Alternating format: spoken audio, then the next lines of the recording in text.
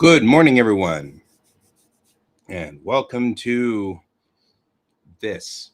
So I've switched over our QuaCk place from the QuaCk artist page to the QuaCk group page. I think that worked. I feel like we've done good. We'll have to see. Anyway, so it's all good. I'm going to open the curtains a little over here. One of the things that I loathe about the summer is that we have this dichotomy of this huge window, which makes this room into a convection oven. When the sun gets to about there, which is where it gets to whenever the sun starts to set, it sets right now, right about this zone right here. And so I'm like, but I love sunlight. I love natural light. I love light, as you can tell by the office.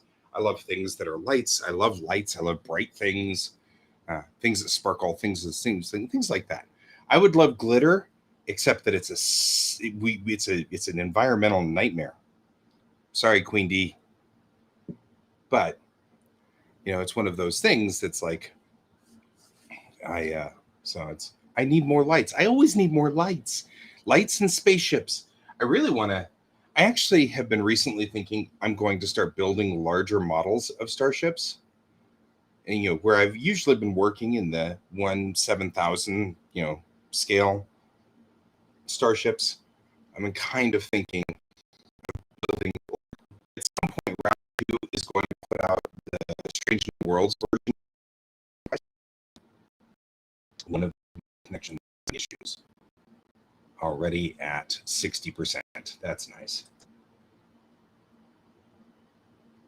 The Picardo one's out. We still aren't sure whether it's going out onto Quasar Art Collective. Yeah, that's what I was thinking. Is the 1/160 or 1/180 scale? I did. I got a haircut. Oh, wait till tonight, guys. I'm going to turn it blue. It's going to turn blue. I've got the blue stuff already over here. And so, yeah, it's going to be blue, guys. It's going to be this color. I'm so excited because I'm weird, and that's fine. So, hello, some user. Good to see you. I haven't seen you in a while. Mostly because we've been, yeah, I figured that it says that it's still trying to get over there. It says it's trying to connect. It required an app, and I was putting that app in. I was putting that app in at the last minute. I don't know, some user. I don't know if you use Facebook at all, but if you do, we've added a Quasar Art Collective group page, and I'm trying to figure out what to do about the non-Quasar Art Collective group page, because I like the group page. I think that's the page we wanted. So I'm going to change the Quasar Art Collective artist and change it to and rename it. See if I can rename it, because so this page became sort of a different thing. Quasar Art Collective became its own like monster thing, where it was like nobody could use it. I couldn't get anybody to help me with it because it wasn't allowed. You know what I mean? I was like, oh. So I need to figure out what to do about this particular page. That's right. You don't have to use Facebook. It's totally fine.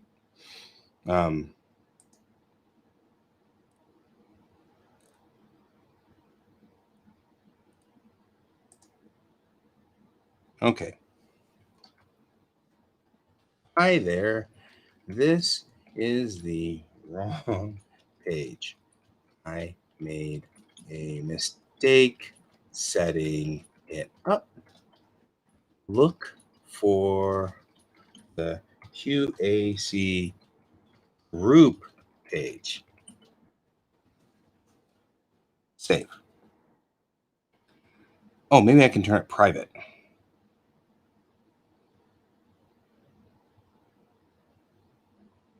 No. Yeah, share now. There we go.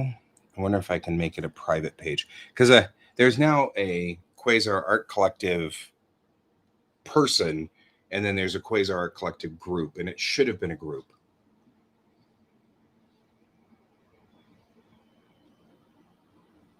You know what that means? Little in-scale cars. Wait, wait, wait.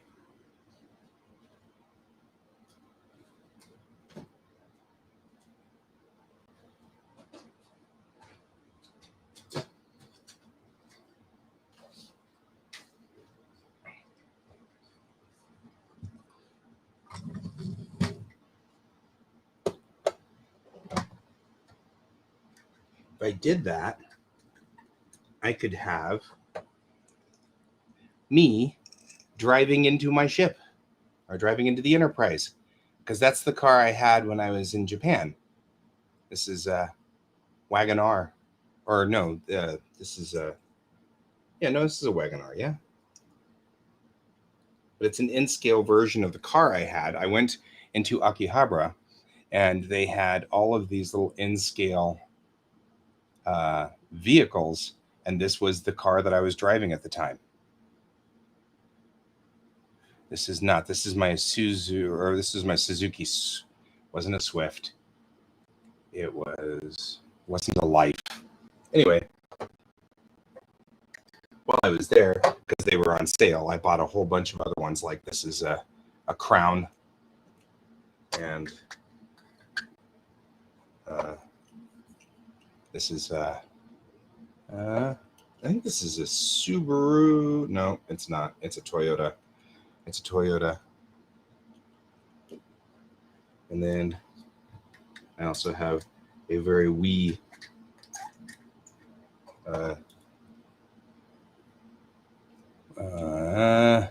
I know this one. This is also a Toyota. Yeah, it's a Paseo. This is a Toyota Paseo.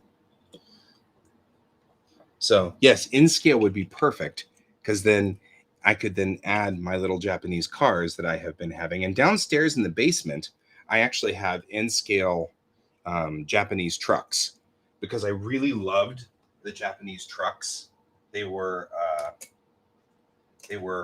particularly awesome. And then whenever I started collecting in scale, I collected in scale, and then my fellow teacher realized I was collecting in scale cars, and one day he put this on my desk. And he bought this for me, and I was like, "It's actually really cute, Okada Sensei." He was like, "Well, you were collecting the in scale cars, and they're so cute, and I thought I would get one too." And so I bought him a copy of my car too, and gave it to him.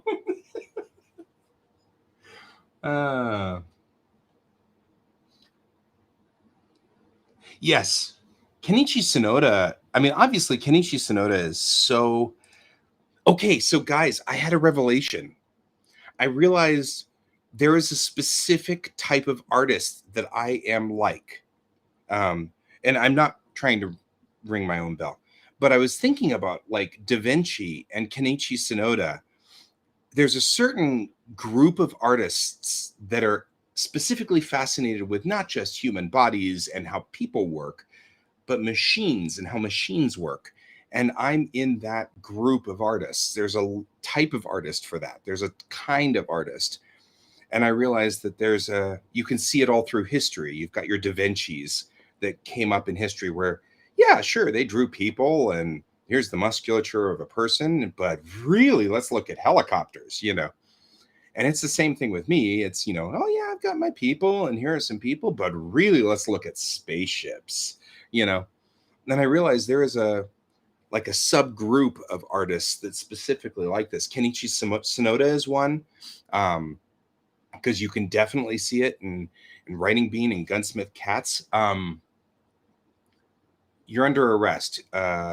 Who's the one who does Taishi Chaozo? You're Under Arrest is another one. Here, I'll show you. You might be too, which that would make some sense. You watch my stream and clearly you're, interested in my spaceships, and, so like that's a thing. I assume you're interested in my spaceships because I would construe my people drawing to be average, not bad, not good, and, but it's average.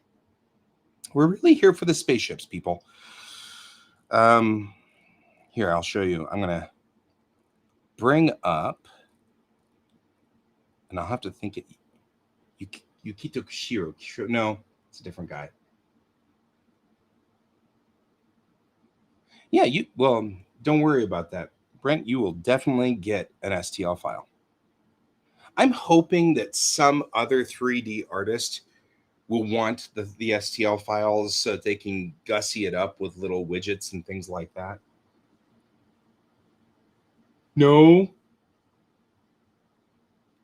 Sonoda's making another OVA for Bean Bandit? Kick ass. Bean Bandit drives the prettiest Mustang.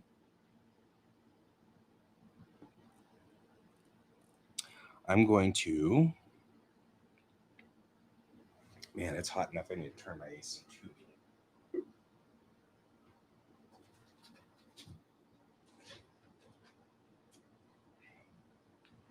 There we go. So George likes the AC unit. I have a standing AC unit. He likes to sit on it, and then he reaches down and licks the water that ends up on the little veins. Oh. Well, then I have to go look it up. Because Bean Bandit.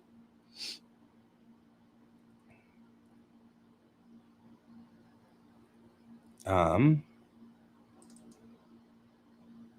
need my morgue.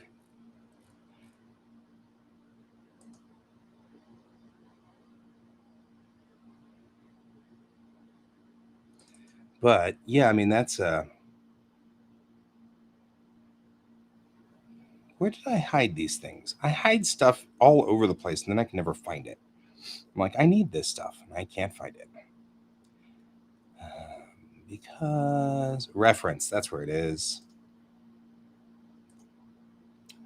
I have a reference page, which is morgue. And in this reference folder, I have all kinds of stuff. And let's see if I have You're Under Arrest. You're Under Arrest. I do.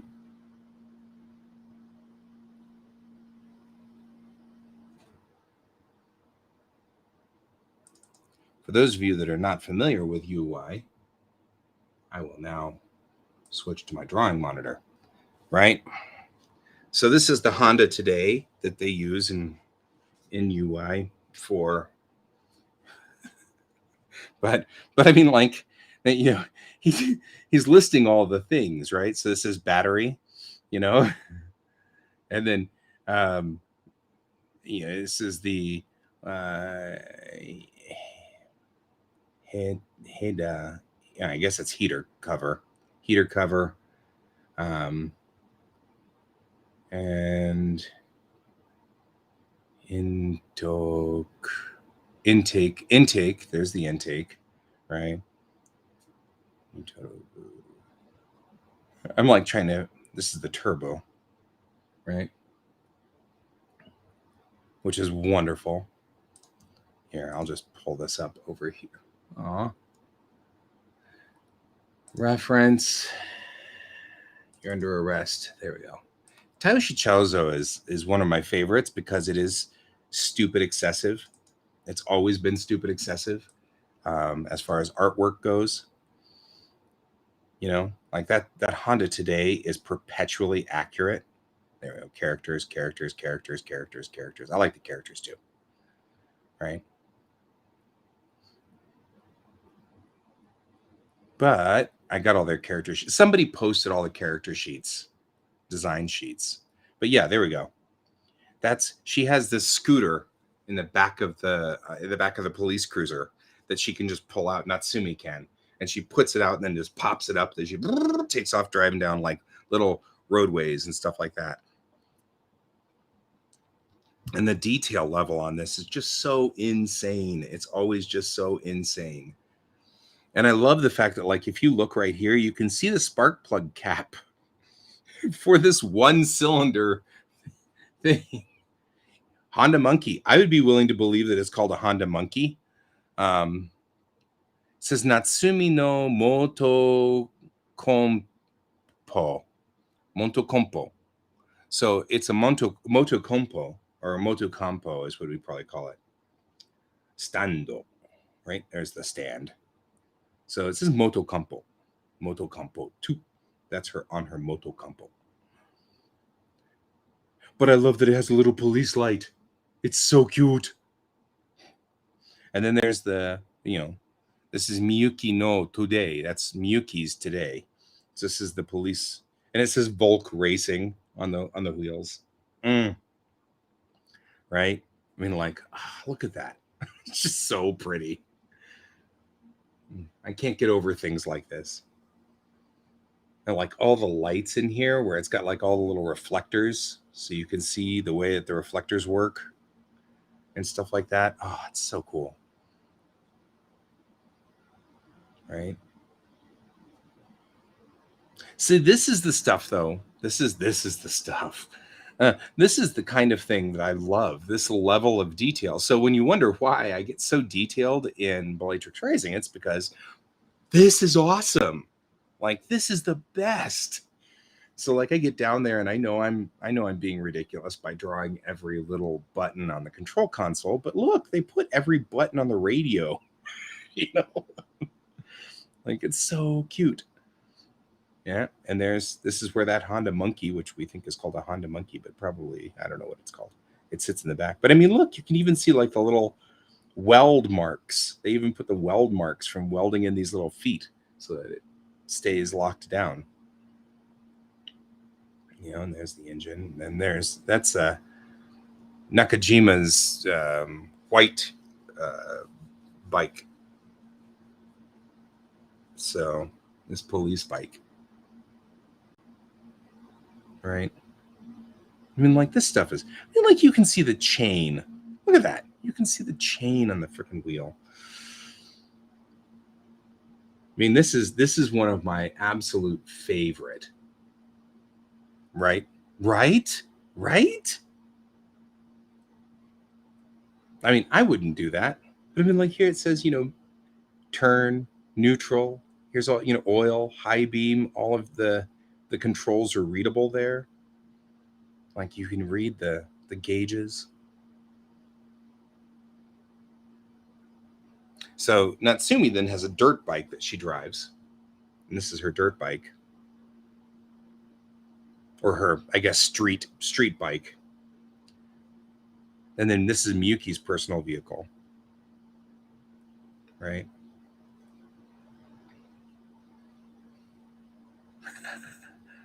And this is the mini part, which is they have another character who, doesn't pursue anybody. She's the little computer geek person. So she shows up wherever she shows up and stuff like that. But she's got like a Mitsubishi Mini that she drives around. By the way, these are all what the Japanese call a K car, K-E-I, K car. And they're specialized cars for driving on. They get discounts if driving on certain roads. They'll get discounts and things like that. But yeah, I just absolutely love this artwork. But this is the reason why I'm, and there's a standard police cruiser, Bokuto Precinct, right? And then there's a pistol if anybody ever uses it, which so few people do in this. And the series is cute and fluffy, so it's not heavy-handed. So pistols are very rarely pulled out, very rarely used. So anyway, absolutely love Taoshichozo. You're Under Arrest.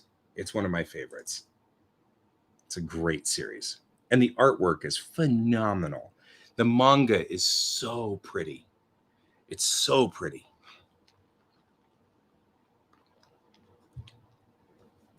And so, I mean, like, all of the artwork is just stellar. Even when he's being cheesecakey, the cheesecake is still cool, you know. Not usually a cheesecake guy, but I mean, like, even this, like, all the detail he put into the rebreather and everything like that, just so he can put his girls in swimsuits, you know. It's cool. Anyway, I dig it. We should get back to work, but I dig it. But that was a good inspirational thing to start the day, wasn't it?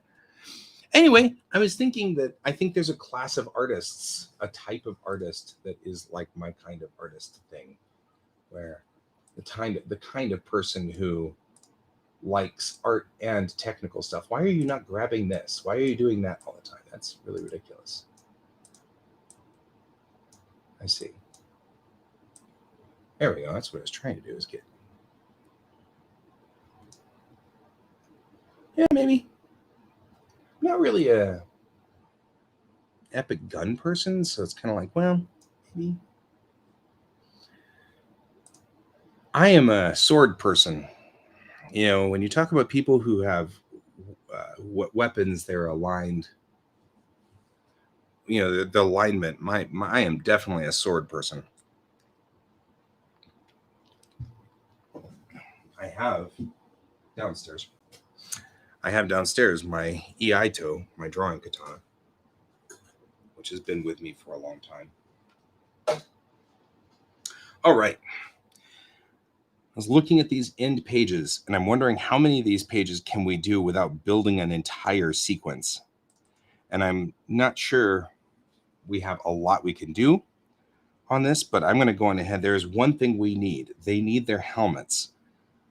So we've got to real quickly do that. That's a fast build, or at least theoretically should be a fast build. So we're going to do that. That's fair. I'm there's just no judgment. Um,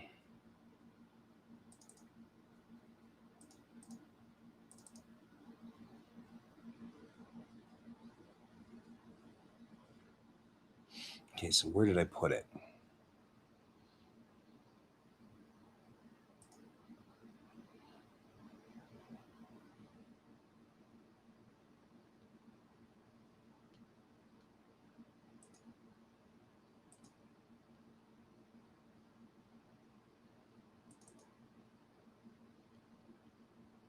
Is it under maquettes? I can't imagine that being the case. Seems like a bad place for me to put it.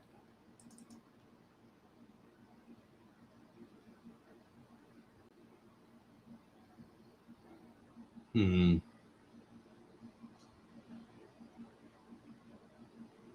Hmm.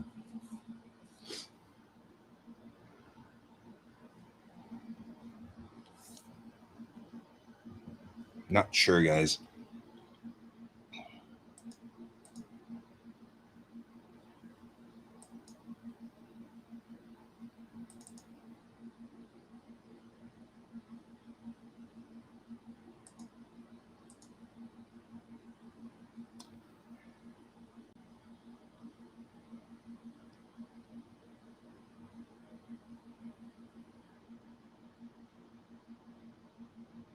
Right?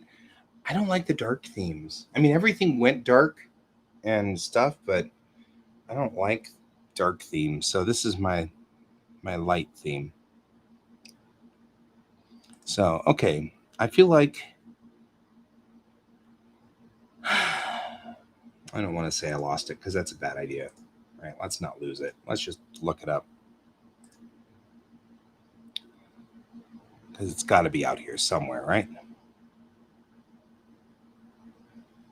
These are all test morphs. That's not what we're looking for there. I can't see anything when it's there. Hang on.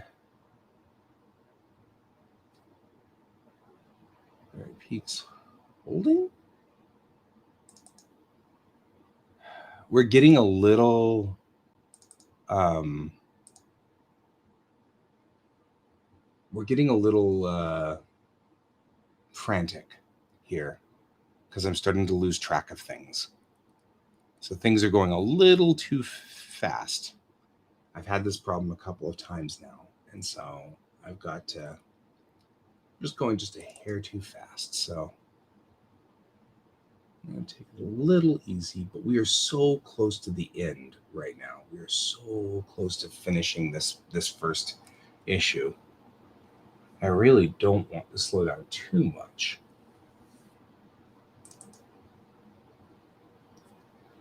I know that somewhere I have a helmet.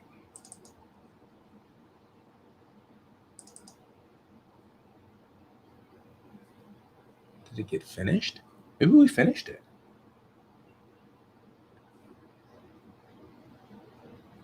I mean, maybe we did.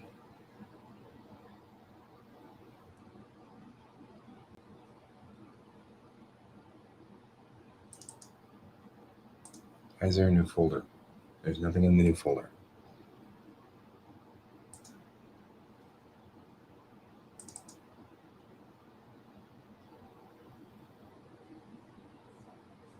Spacesuit, chest, blade, and helmet. Right leg, pocket, drink mug, briefcase, greave. I was working on a helmet. Where did the helmet go? DAS files? No. Design? No. I feel like I'm looking right at it. I can't see it. It's so difficult here. Yeah.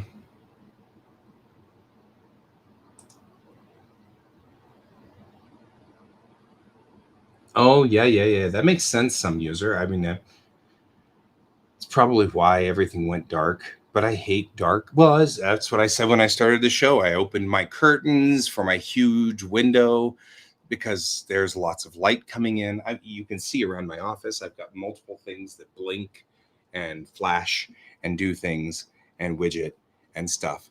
And so I like lights. My entire case is filled with LED fans, you know. And you're right. Well, okay, so here's what we're going to do, Brent. We're going to have a day of organization after this issue is done. But I really want to finish the issue by my birthday. My birthday is this weekend. So, really pushing for that. I bet you what I did was I saved it as an OBJ, which is fine. Start.obj. I just put it in the wrong spot. All right, buildings, flight couch, pilot house, transfer tube. Hello, Ivan.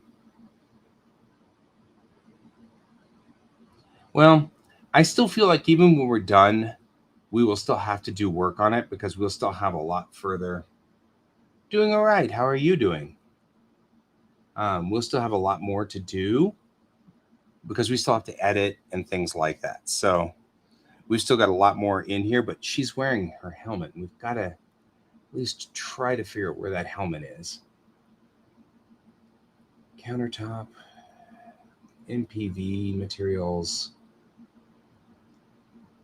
That's all MPV.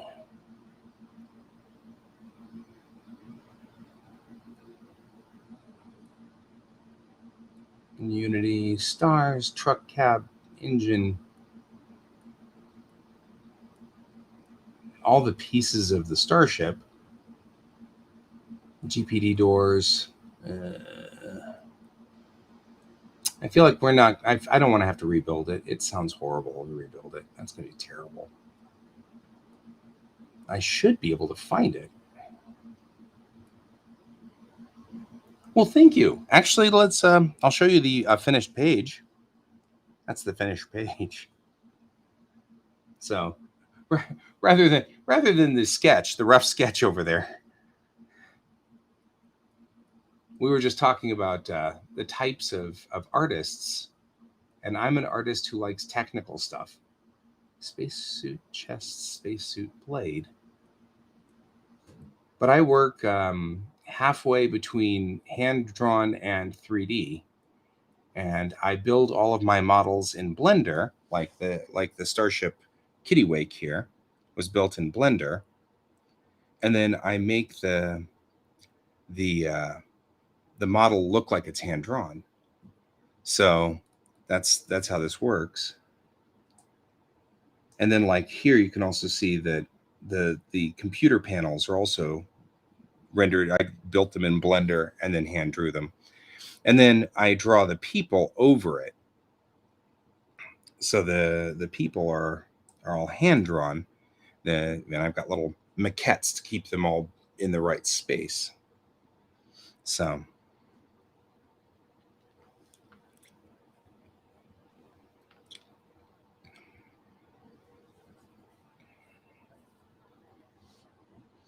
that's what we've got here.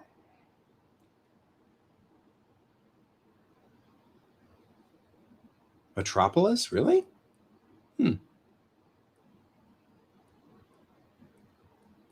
I don't know, guys. I may have lost that helmet. Dang it. That's a thing that's going to hurt our time.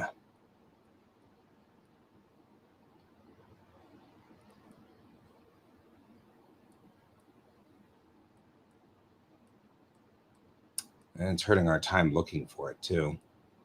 I may give up here in a minute.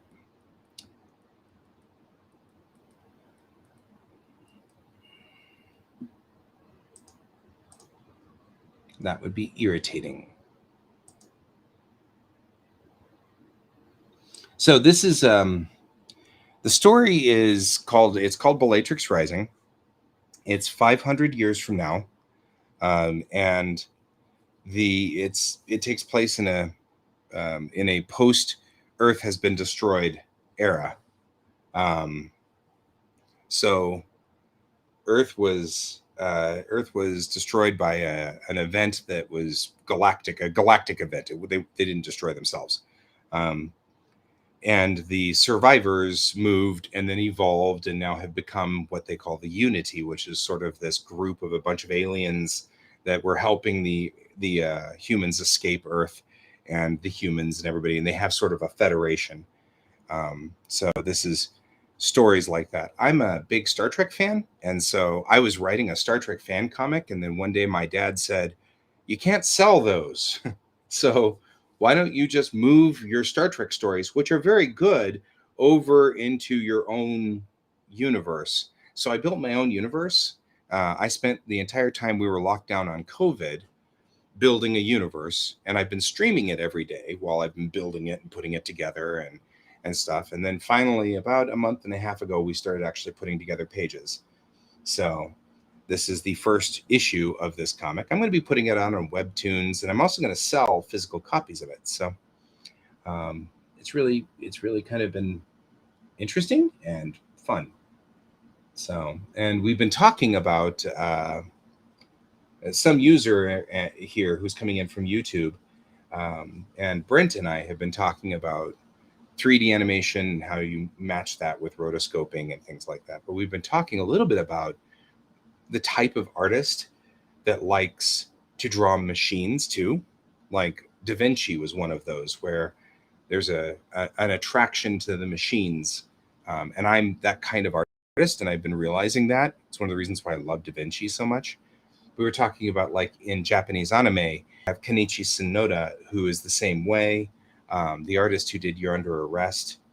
Um, there's a couple of anime that are clearly the same way. Every detail of the engine of the cars is put in there. You can see the spark plug wires, things like that. Which, by the way, some user, while we're here, I want to show you a picture I had done, which I'm very pleased with because it's from the other comic that's on hold right now. But it's same thing. I got very detailed oriented, so I'm going to show you that. It's from Witches of Flame. And images. Where's my one off?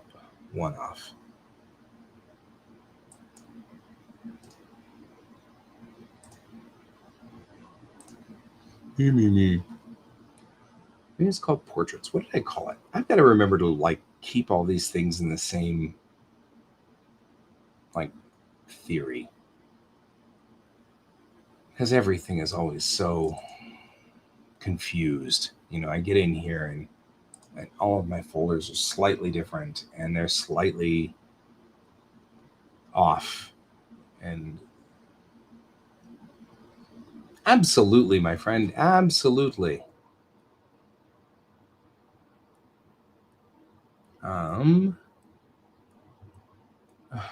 Boy, I have made a mess of this, haven't I? But yeah, there was I was doing another comic prior to this. There we go. Yep, this is a picture where I did exactly the same thing as Kenichi Sonoda. You can actually, I even had to go research the timing on this truck because I have a friend who would know whether a 41 pickup was wired wrong.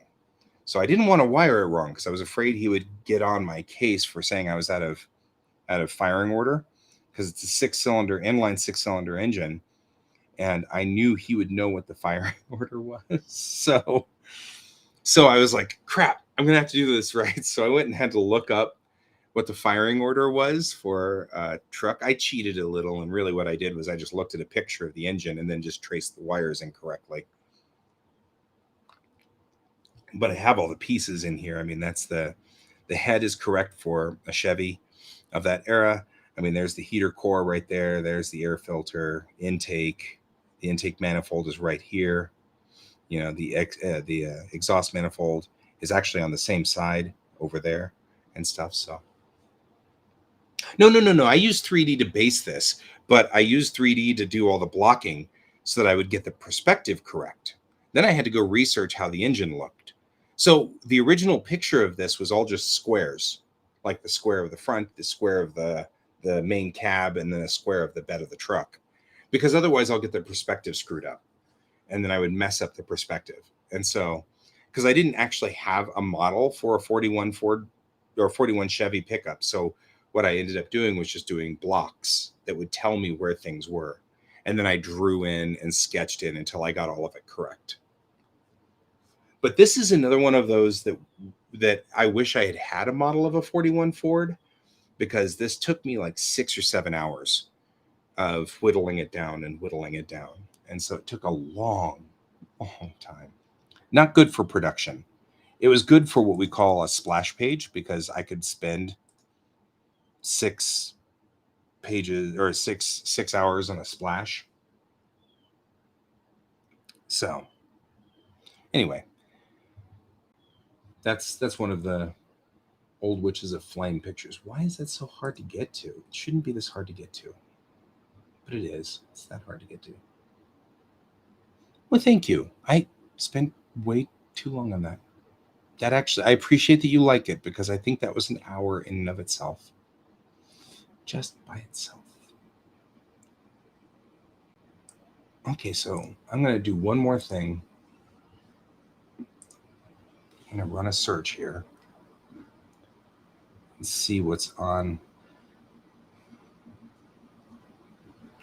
Guys, I think I might have accidentally lost the helmet, and I'm very aggravated about that. It's going to take forever to redraw this without the helmet.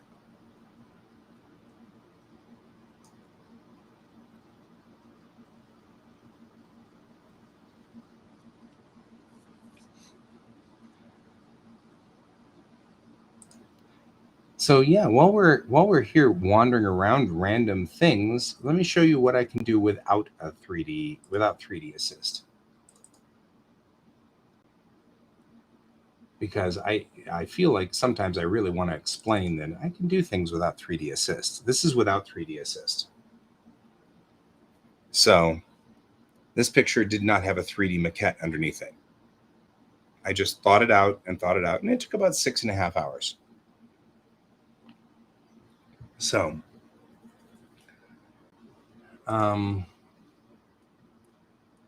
when I was doing Pummel,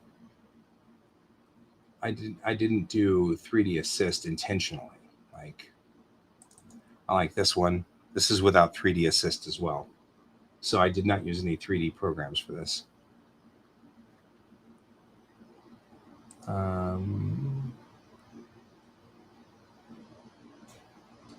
Well, thank you. This is kind of bloody, but I like this one too. There's no 3D assist on this as well. So if I have time to burn, like this one is my character that I was drawing while playing D&D. So I was drawing my character, and since I had time to burn, because I'm playing D&D and I've got many hours to sit there, I went ahead and drew this one without 3D assist. So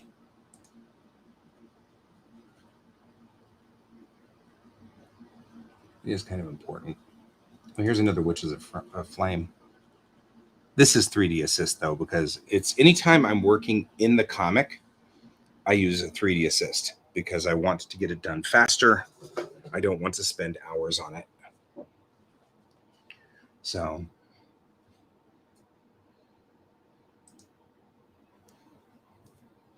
and there is a difference. I feel like that I don't get as much dynamic out of the drawings whenever I use the 3D for assist. That said, I like the time. I like the time saving. I like how much time I save. So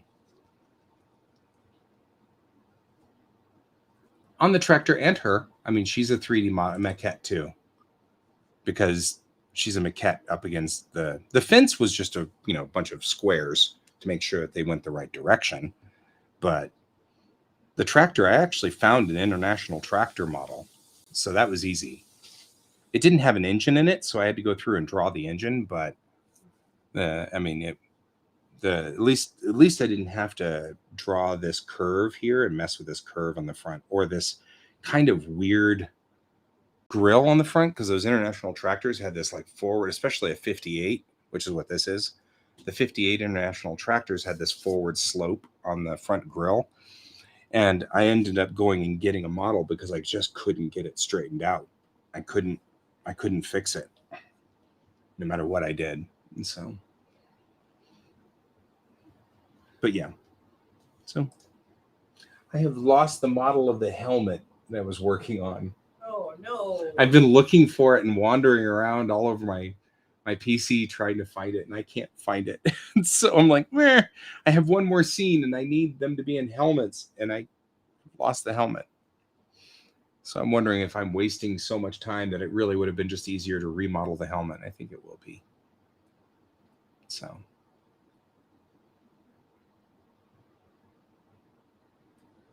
anyway, so yeah, I do like to do the artwork without drawing a body and a face. It varies, like how complex it is varies. I can tell because this was a fast sketch. This sketch took about 30 minutes, and my proportions aren't quite straight, and everything wasn't quite. And because I was drawing on a comic book, I had to, I couldn't really blue line. I had to pretty much go with what I had, whether it was right or wrong. So this is about 30 minutes to an hour right here. Same with this guy, 30 minutes to an hour. So because these were for, we were on site at the time. We were at a convention, and the local convention is called Aurora Rise. And they wanted the local artists to draw covers for them so that they could auction them off. But if I have time, I can do this in time. But this takes 5 or 6 hours.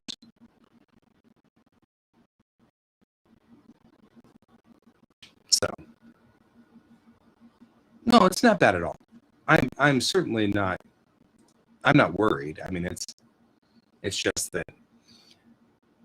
So we were talking at the very beginning about all of us, the mechanical artists, the people who like machines.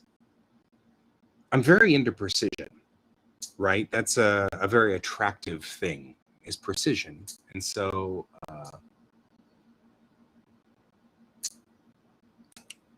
precision for me is a big deal. So if I were to draw, say like here, where I have Mayrel bent over this console, I would get it somewhere along the line.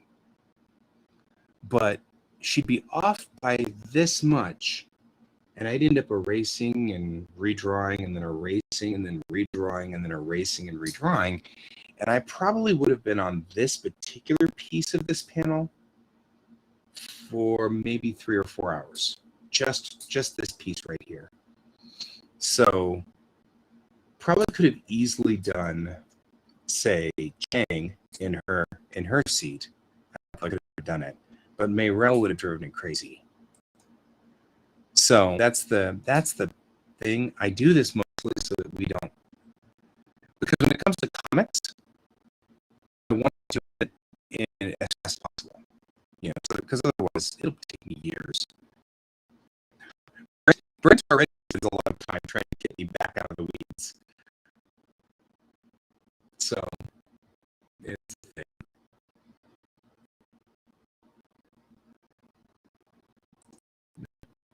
This took me and everything. But I think I nailed it right. I'm proud of that. I feel like I nailed Stitch just right. Okay, see you later. Have fun. Excellent. Yep. I'm inaudible again. There we go. We're having a day. I'm at 50% on network connection. Oh, I switched Apple one. That's why. Hang on. I disappear and I'll come back.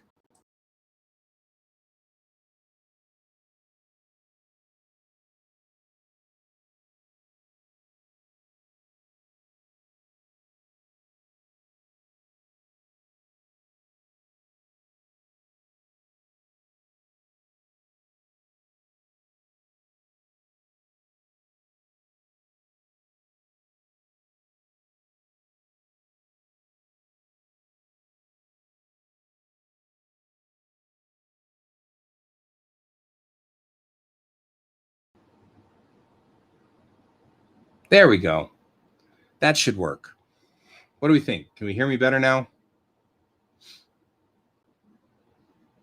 I was on my 2.4 internet wireless connection, but my child is awake and he sucks down a lot of that 2.4, and so I am now on the 5, and I seem to be much better on the 5. So here we are on the 5.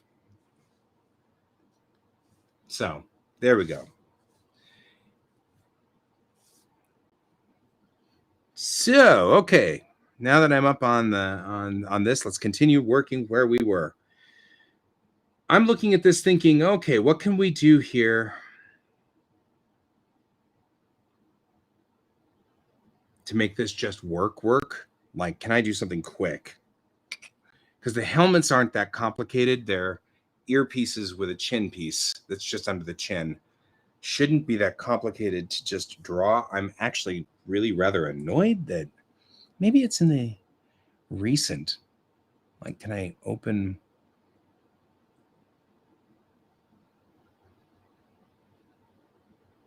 No. Maybe it's in the import. Maybe if I do this, no, you're defaulting. Dang it.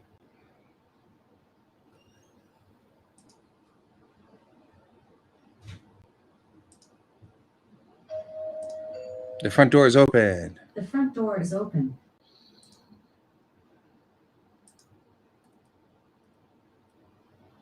No, I feel like I've just kind of lost it. Dang it. I'm hoping, because I don't want to redo these things. No, he's a musician.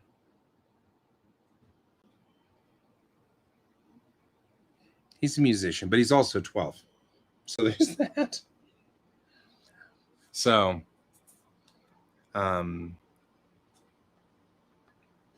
it is very clear to me that he is operating as a musician. His brain is a musician and stuff. So, okay, well, I am going to call it a loss on our poor helmet, and I'll just rebuild the helmet between now and the next one. And then we'll just manually draw the helmet in as I see it and hope that we're somewhat close and don't have to worry about it, because I don't want to spend the time on this. I really want to get cracking on this. So we've got to get moving, because I want to at least have all of the pages drawn and rigged and everything like that by this weekend. This weekend is also the Fort Collins Comic Club, which is where Airship 27 is, which is another one of my clients that I use. So we're going to make a new scene. In this scene, we're going to go over here, take new. We're going to do 11 by 11. So we have a square. And we're going to take this and this. We're going to go like this. We're going to go. We're going to make a circle. And then a couple of just straight lines. Actually, I have a beautiful brush, which we can use for this. Watch this. We'll do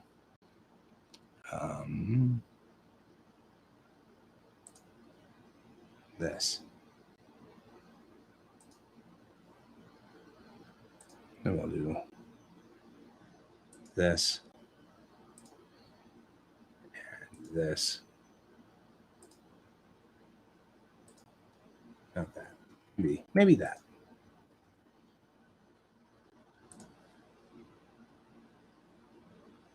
So that'll work there. And then I'll make sure that we're going to actually just we're going to take a brush here on this one. We're just going to go into white and take the pen, take this. We're just going to erase out all the words, because there's no words.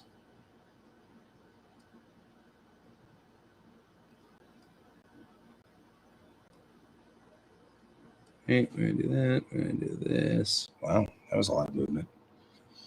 Go in here and do this. And this. And then this.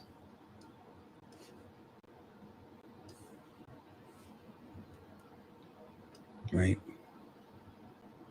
Here, just like that. All right, now we're going to take you and we're going to go in at a 5. If you hold down the Shift key in Clip Studio, it straightens the lines so that they're perfect.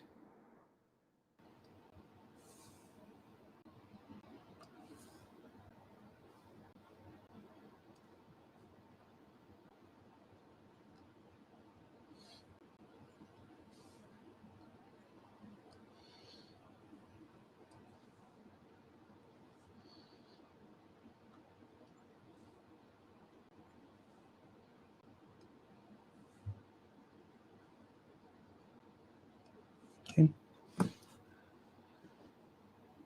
What we're going to do here is then Control Shift E to flatten the entire thing down. I'm going to take this rectangle tool and I'm just going to make it a black outer border.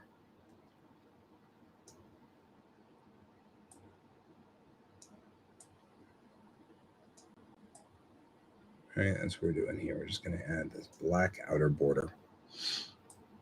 And then we're going to add what we call art design. There's a certain amount of art design that we perpetually have for Bellatrix Rising, where we have these pieces that are just like this, and it kind of looks a little like this, so that we've got kind of a design ethic to it.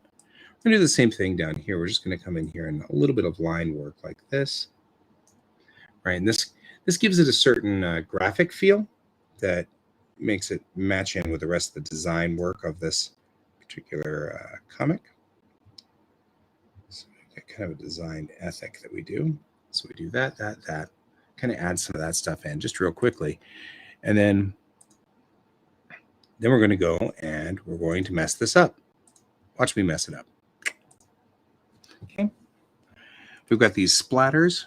We can kind of go in here and splatter stuff like this, kind of do that, and then this kind of over here, and that, and that, and that, and that, and that, and there, like that. I'm going to take a little bit of this wash here and just kind of just burn in some pieces. And wash in a bigger area like that. We need more than that, don't we? Ooh, yeah, there we go. That's what we're looking for. That. Right? We're just messing it up. Okay? Kind of doing this here, a little bit of that, a little bit of that, like so. Like this. You're wondering, what the hell are you doing? Okay, so then we're going to save this as, and not in there because that'd be bad. That's not even your comic. Go to Bellatrix Rising. We're going to go to 3D props. We got planets here, and we're going to call this JPEG. Call this LZ01 round. .jpeg. Okay. So we're going to go over here then. We're going to say create new primitive, and we're just going to put it down as a plane. Right, the 1 meter by 1 meter plane at the moment. We'll make it bigger in a second. And take this diffuse. We'll go to browse. We're over here in that. We don't want to be there. We want to be in planets. I'm going to take LZ ground like so. We're going to take the specular color and we're going to say black. And then we're going to take the ambient color. We're going to do the same thing and then make this a slight gray like that. Then I'll make it glow. And now what we have is a huge landing zone. Okay, so this is where we're going to put the NPV down at some point. So this is the LZ. I'm going to do parameters. I'm going to blow it up on scale as well because we want it to be big. It's the LZ that they're putting the ship down on. So if I were to go over into my Bellatrix library and grab over here the princess, and the mazer port is never in the right spot. I need to resave these because it always has the mazer port. I always have to look for the mazer port, which I think is, oh, there is a kitty wake shower. It's in the wrong spot. We're going to clean all of this stuff up. General items, and then we have to do mazer port. Where's the mazer port? Mazer port's exterior because it's a ship piece. No, it's not exteriors, it's ships. Under ships. Generic items. No. Unity Corvette. Mazer port. People. All right, so we add in then the princess. And she's actually scaled correctly for human beings, which is good because this is the scale we want for this. So we're going to zoom out by doing this, which gives us the ability to see the whole scene. And what we're trying to do is we're trying to land the princess on this port. So we're going to move her back to here. And I feel like I can make this guy bigger. Like here. Right? There we go. So now what we have is we have the LZ that she's trying to land on. And actually, I did the scene in here on this page right here with her coming in on this. But the truth is, I'm looking at this going, I really should put the maquettes down here too to make sure that they're in the right spot for this. So we're going to go on ahead and deploy the princess like she needs to be deployed. So we're going to go like this. We're going to deploy her legs.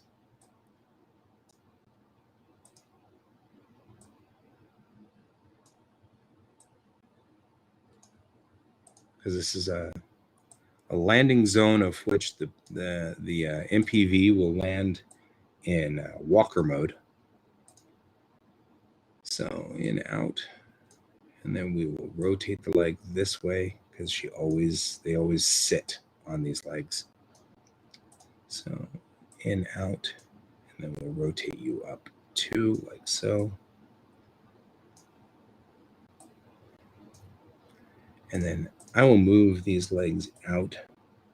But the last time I drew it, it was, I don't know, it felt monstrous coming in like that. So I feel like she should probably Mayrel would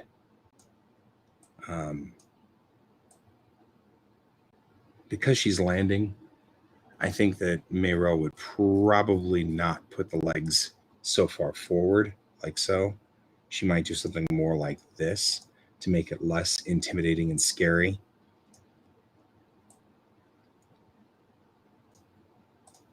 Now we can roll her back for landing, like so.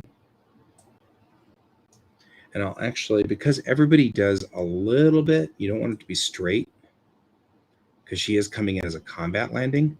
So we're going to have her coming in and like so. Yeah, this is the standard shuttle. This is the shuttlecraft. Thank you. And we'll go ahead and deploy out these guys. Those are stabilizer wings. So she can use those for stabilizing like that.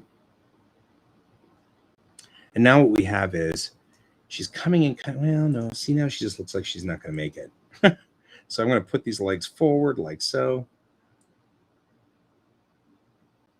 And now she just doesn't look like she's going to make it. But there we go. And now we've got the MPV coming in an approach. It can walk, drive, and fly. And in an environment like this, it will be doing all three, right? Because as soon as the roads are clear and there's rubble that's off the roads, it'll be far, far more efficient for it to drive on wheels. So it'll settle down on its wheels and then drive along.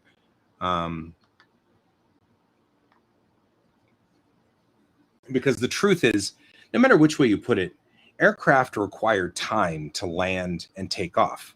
Whereas if you're trying to do something quickly, it's better to have it in ground vehicle mode because you can just get out, do the thing, get back in, drive off. And so ground vehicles are much more efficient than aircraft. It's the reason why we don't use helicopters to transport everything. Because no matter what, the helicopter has to gently land and then settle its rotors down. And then you get out and do the things. Then you get back in, you have to start the rotors back up. You have to pull the collective. You have to do all of the things to get everything going so that the helicopter can move again. So there are times when you want it to be just a ground vehicle. Okay, let's take a look from the camera. And where are we from the camera now? Looking up at you. There we go.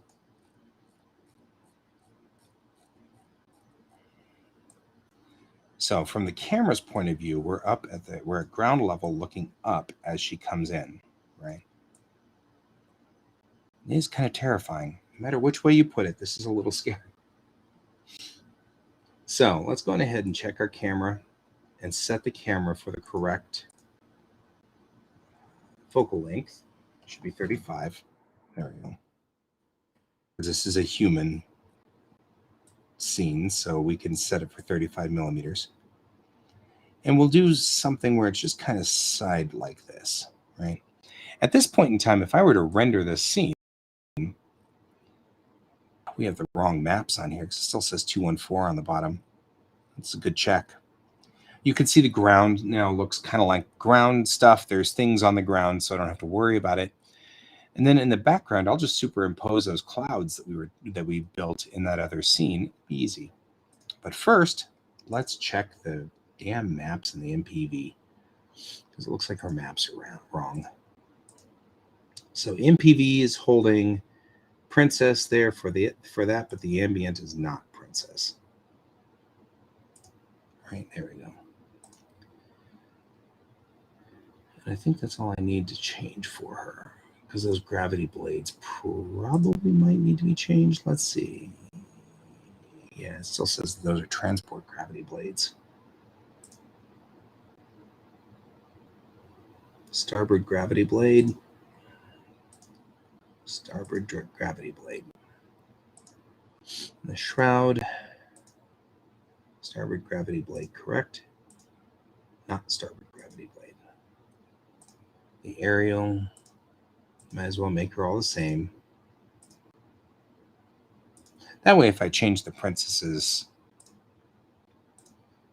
gravity blades for any reason, port gravity blade, port gravity blade. Port gravity blade, not port gravity blade. Port gravity blade, not port gravity blade. Okay. Mazer port in the front. The wheel. Do I have wheels? It doesn't matter. Okay. Okay, good.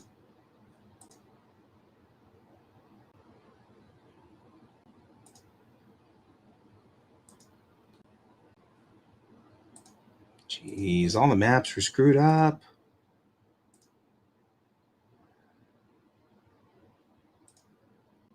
Okay, well, I'm not going to work with that. Okay, so from here, she looks a little too dramatic, so I'm going to actually pull her back. More like so. I'm going to rotate her like so, and then pull her over like this. Because she did say combat landings, right? So she pulled in combat landing. She made the order for combat landing so that the Marines in the back should be already prepped for a combat landing.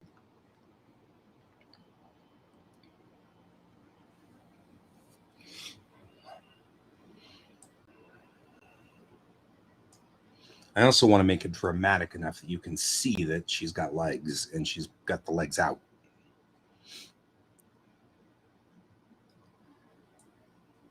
There we go, just a little bit more like that. She's going to be tilted to the side because Mayrel is going to be looking out this window to see where her landing spot is.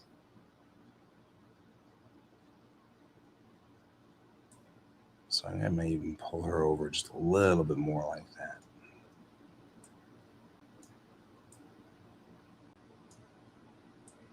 Because she's keeping her eye on the LZ through here. So, all right. There we go. Now let's add ourselves in our maquettes. We know we have Alex in here. This is the first time we actually see Alex. And there she is. She's very small. I'm going to put her in the foreground right here.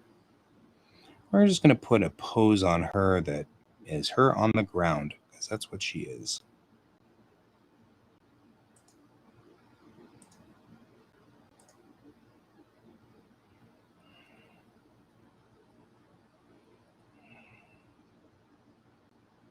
So we're going to have laying down poses somewhere. This makes it easy. Just make a quick pose for it. And she should be like so. Easy enough.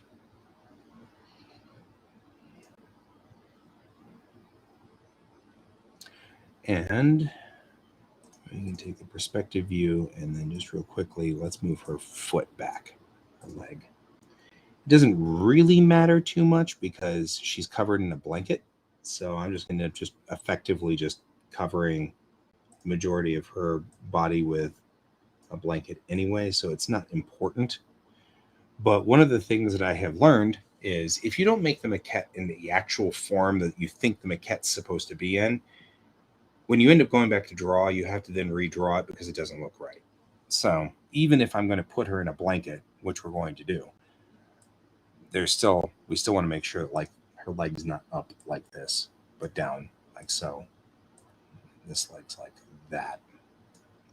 And because we don't want to have the leg and the foot in conflict, I move this forward like that.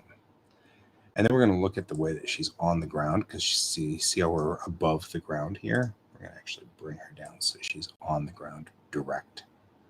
And then I'm going to roll her so that her hand is straight, like so. Because it doesn't matter that she's unconscious and out of commission. We're going to have enough of a view from here to see that that's what's happening, right? So part of this is to visualize where this person is. Now, the thing we don't have is we haven't decided what the senator looks like at all. We've never seen him before. And he plays a minor role in this episode. So we want to make sure we've done something decent with him. But he's a civilian, so we don't have to worry about him. We don't have to worry about him too much. What we do want to do, though, is go into the leads and grab an existing lead male so that we don't have to grab a different lead male. Right? So here's a default lead male.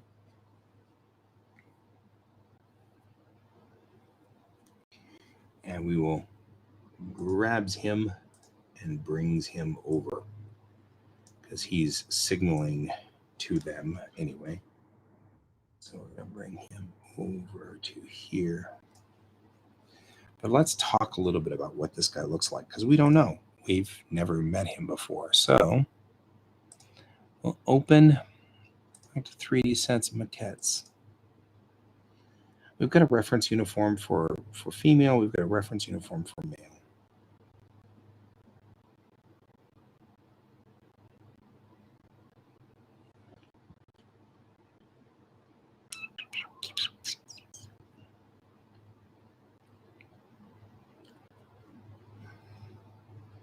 I would presume that he would have the civilian version of an emergency suit. So we're going to go in here and go in here. We've got a male torso. So let's go ahead and just open this real quick because he'll have a civilian version of that uniform. So let's talk about where we are on this. Open. Let's get the male base.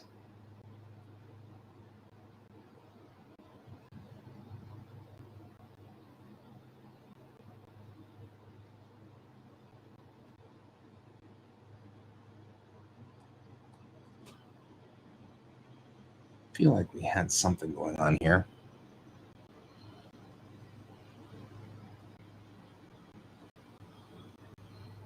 So we're going to look at the base uniform for it here. There's male limbs working on it. I need the male torso. Where's the male torso?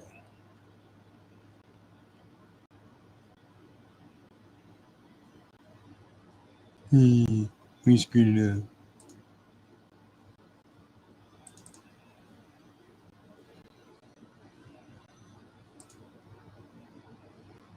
There you go, male torso. So that's the basic male torso there. So we can at least take you and copy, move you over to here and do paste. I'm not going to spend a lot of time on this. I don't want to spend a lot of time on this. But we're going to at least try to get something going on here.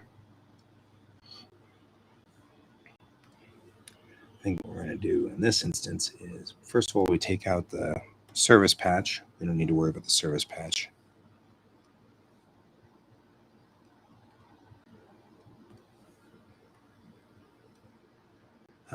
We're going to call this fully sealed because he's fully sealed at this point. I'm going to take out the trim pieces that look like a Unity uniform because he's not actually in uniform.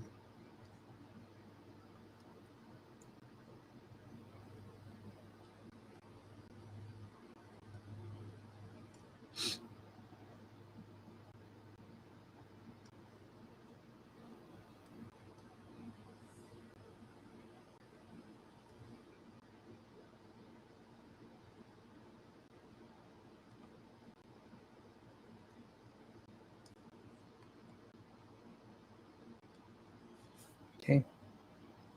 I'm just going to go in with a pen real quick here on black. Set to 12.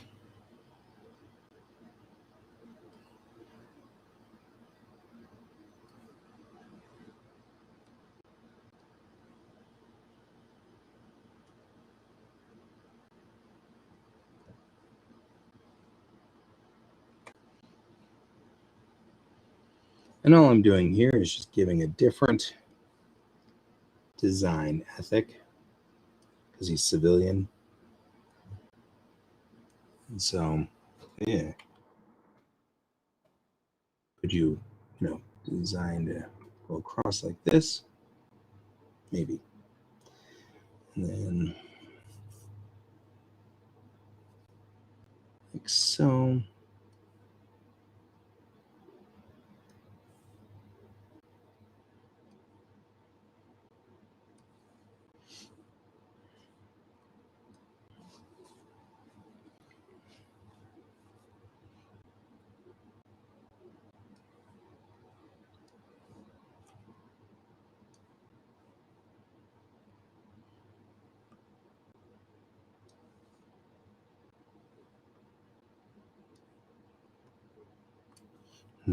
This is the infamous Mae West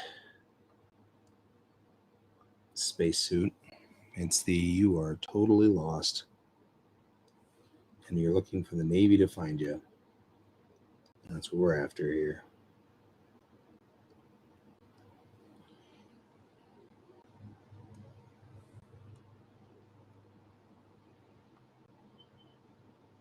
I don't know if I like the bottom part though. This part probably not so good. It's gonna look like he's wearing underwear, which probably is wearing underwear, but why make it obvious?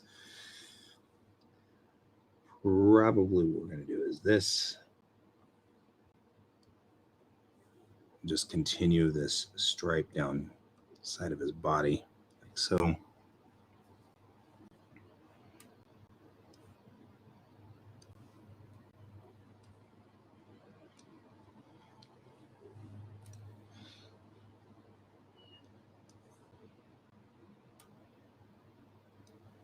Like so. Yeah, looks about right. There we go. We'll do this. And that. There. Ish. Right? Looks good. We'll remove this guy here. Fill in all the areas that obviously got erased by the eraser because I'm an idiot and didn't use white. That's all right, not a problem. We need to fix up the neck so that it is sealed. As we don't want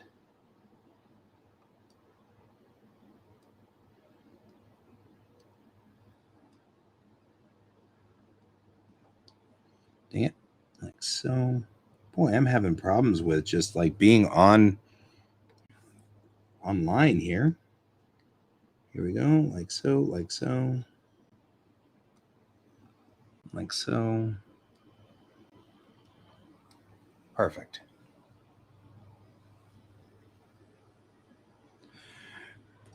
Like I said, I'm not using him very often at all. So, and I'm not using this particular thing except in this one scene. So, I'm not going to spend too much time on this outfit. We just want to make sure that we're sound correct. So I'm going to call this new folder other outfits. And then we will call this male torso civilian 01. And that way we can just put him in this male torso civilian 01. Go for surfaces, default templates. The way to deal with all of these guys is this. Default templates, open, browse. We'll go to other outfits, male, civilian, torso 01, and that covers everything pretty much there. And then, of course, you want to always switch the ambient whenever we do this to male, torso, civilian 01 so that it doesn't have weird colors. Okay. He has no rank or anything like that, but the rest of this surface was the rest of this uniform is probably similar to the military version in some way. So I assume it's going to have pockets or whatever. So let's go ahead and then take a look at here on these limbs. We'll just go to browse, and then we'll see anybody who's got limbs that work. Mail service uniform 3, limbs. I mean, right? Because we're close here.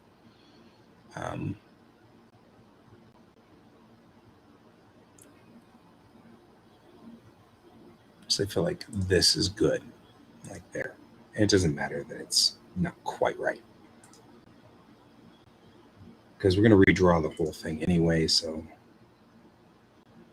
there we go. Now let's talk about his shape as a person. Shaping, because we've got a couple of different types of sizes that we can do. I feel like he's probably small because he's, more of a, may even be smaller, like shorter.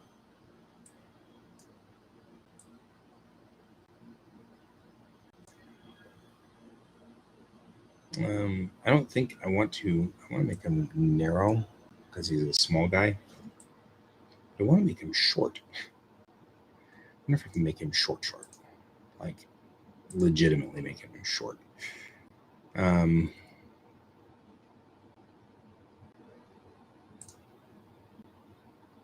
don't have a lot I can do with this, is there?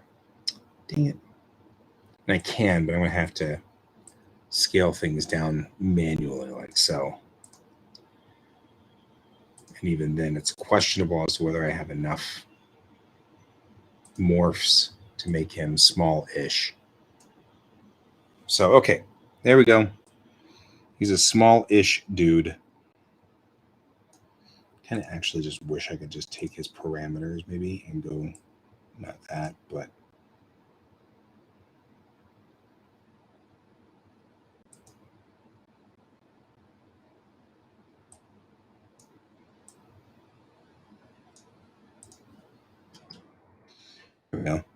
I'll use the mesh dress, which will give me leg controls, but not, and it won't give the pockets, which I think is probably good for a civilian.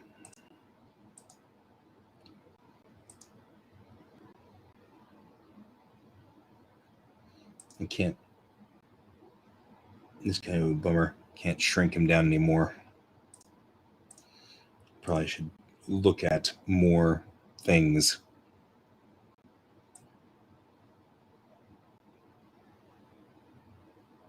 There we go.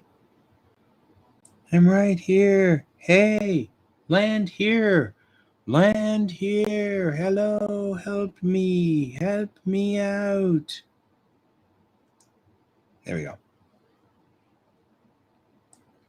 That's perfect, actually. Except that people tend to put their hands back, not forward, but we can move that easily. All right, so we'll bend the hands up like this because he's bending his hands up like so. Oh, they do look like they're forward, though, don't they? Hello, Patsy.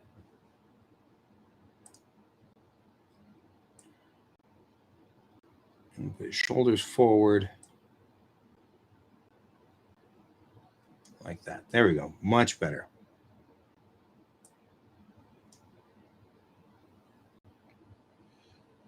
And we'll roll his head back because he's looking at the ship as she comes in. And we'll do this.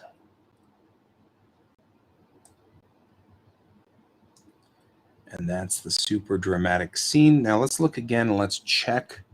Now that we've done this, because you know how this works, I'm going to completely mess it up because look at this. Look at the scale of this scene. So it's square-ish plus. Okay, good. Then all we need to worry about is the sides here, because this is going to be, if we look in this placement here, we're going to be here to here to here to here. Okay, so let's go ahead and do that. So we will, then what we need to do is just make sure we check our render settings. We want them to be at 3000 by 3000. Okay. And we're going to hit render. Here we go, guys.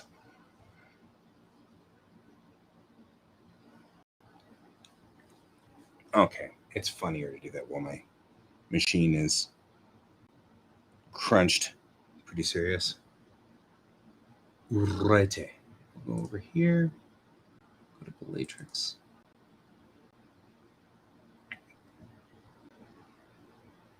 Completes Act 1.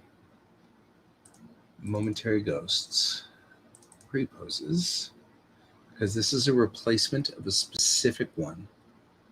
This preposes completes. This is page 30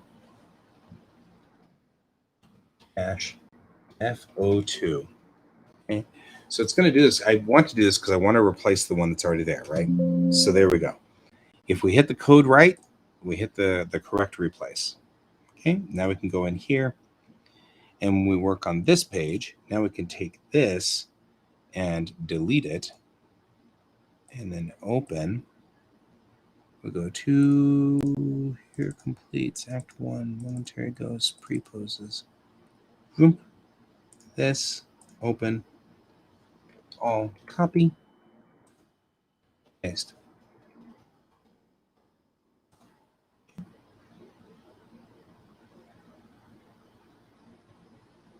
And you see how it fits really nicely on the background that I've already done. So I can actually, I'm going to actually move you to here. And that's the way we do this in downtown. Okay, I want to move you.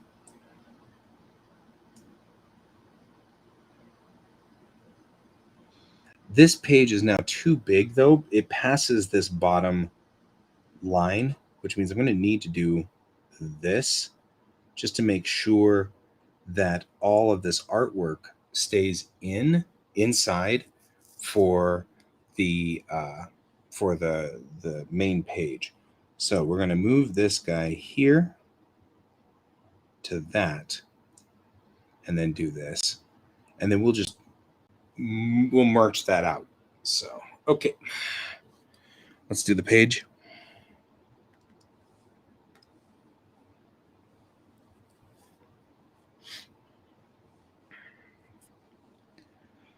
The other thing we can do now that we have this is this.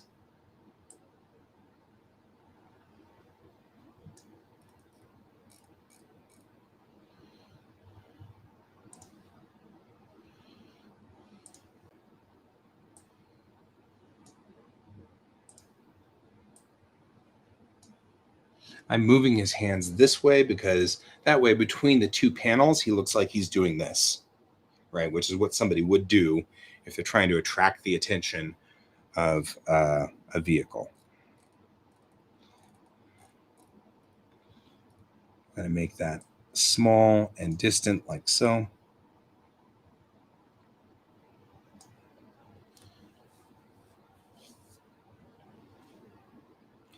Render that. And when this is done cooking,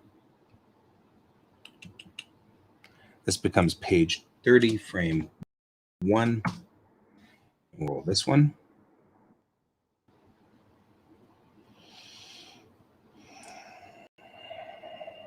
And we'll go in here. Why is there no music? I just noticed there's no music.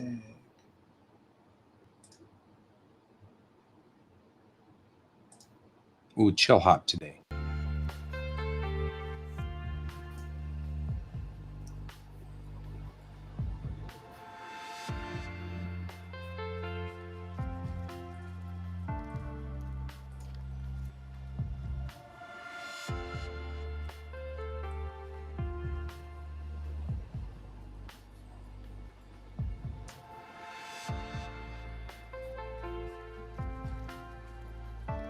Okay. We also have this. Take in now this guy and open him. Copy.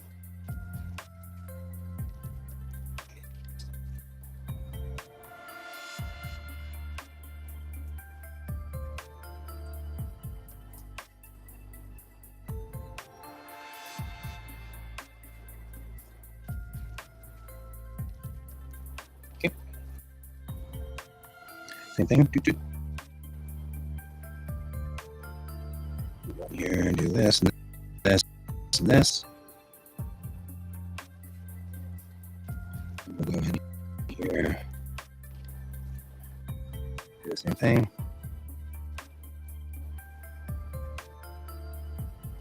All right.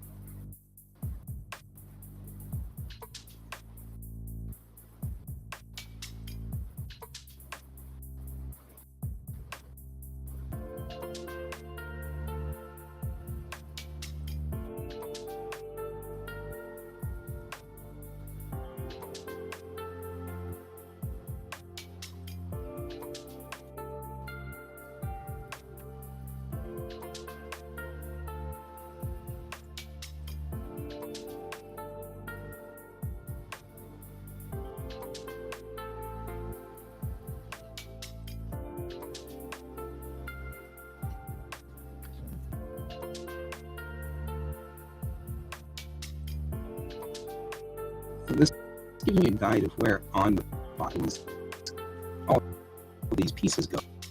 However,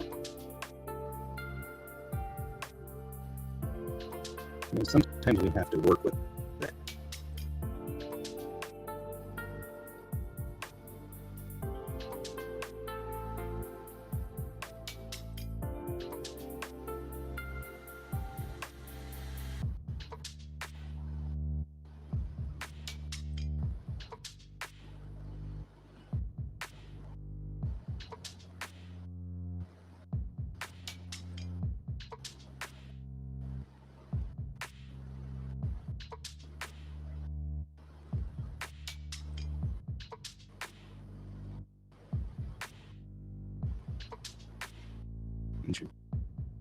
Right hand is not even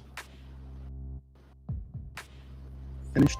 Of course, I just used a primary version of this because I don't want to waste time on it. Because he's not going to stay in this uniform for very long, obviously, because they're going to take him in and put him in medical.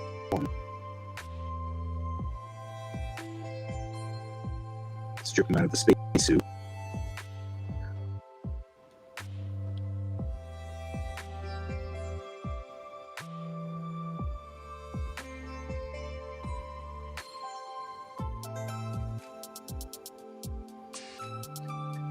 Normally, whenever I draw these maquettes, I don't draw each individual finger. I just kind of give a sort of an implication of it.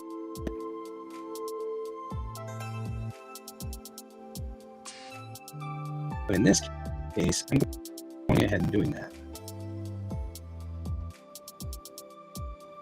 because I want to kind of show that his hands are splayed, because he's waving at them to encourage them to come get him. So he wants them to see him. So if his hands are splayed, in this instance, we're going to give him spiky black hair because he's been out here for a while.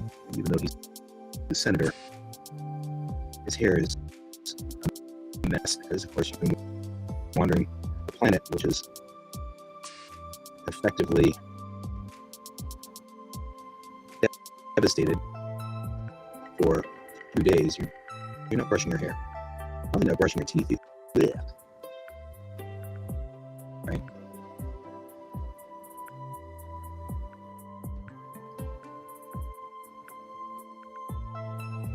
And then this is a safe uniform, so it will have the flared pants legs with RC thruster embedded, so that's a thing.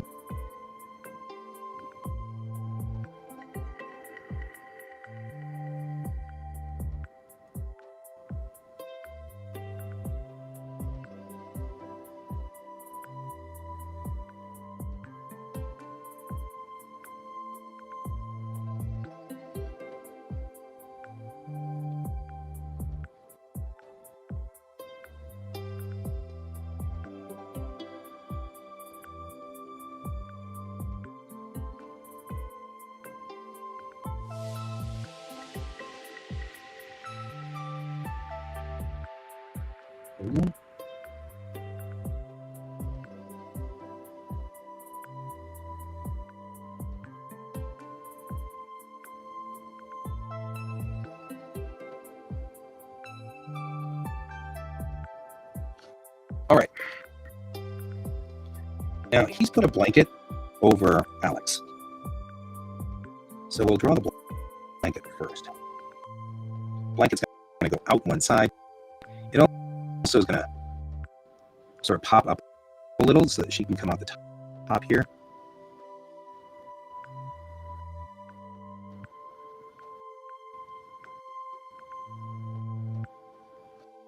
And then I'm going to just give a lot of different wrinkles, kind of going different directions for this. And it's going to go across the ground here. And then come down the side here. And like I said, all I wanted to do was just get an idea of where her body lines are. Go this way, and this way across the body. And then just this line along the bottom here where the blanket is. Hold it back. Like this.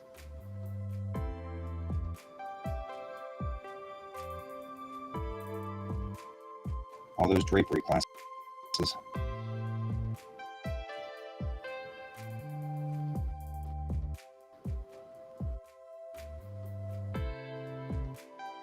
Okay.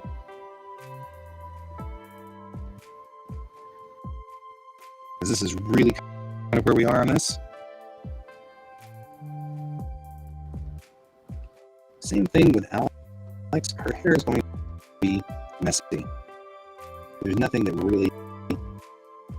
She's not taking care of her hair. She's been unconscious for 2 days. So she's not really doing anything either. And he's just making sure she stays alive. So it's not like he's grooming or anything. He's not working on the grooming at all. She's just going to be who she is here. So I'm going to go ahead and get this kind of thing going for her. And she's lying directly on the ground. So it's going to hurt. Right. And I had a lot of just dark here. Right.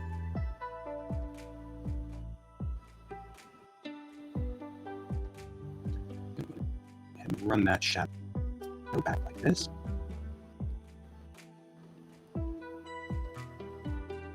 And under the blanket here. Like so. Okay. And then I'm going to add wreckage.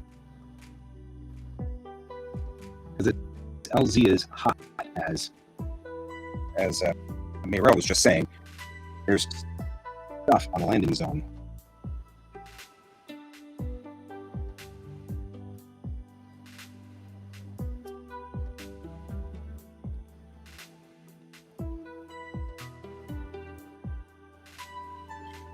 Right? Not too much.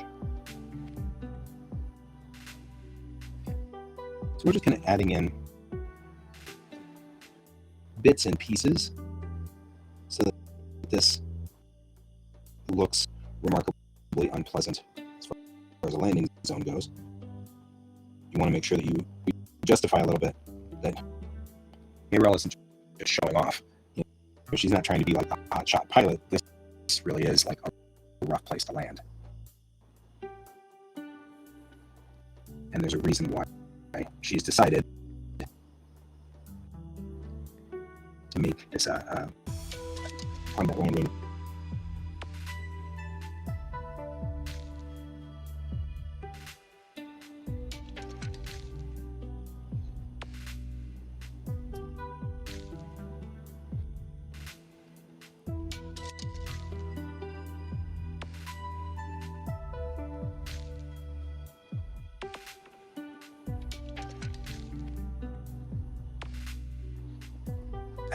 A little bit of a Unity logo on that.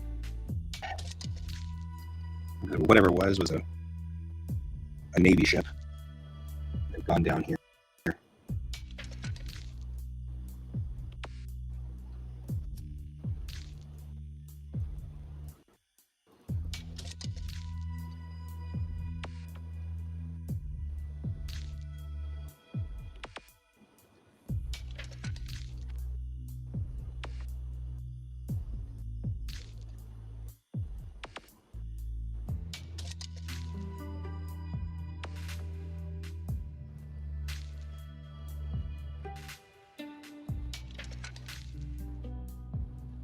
I'm just adding wreckage out here.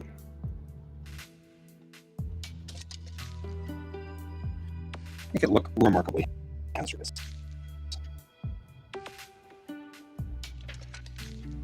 Right? This is not a place you want to put down an MPV.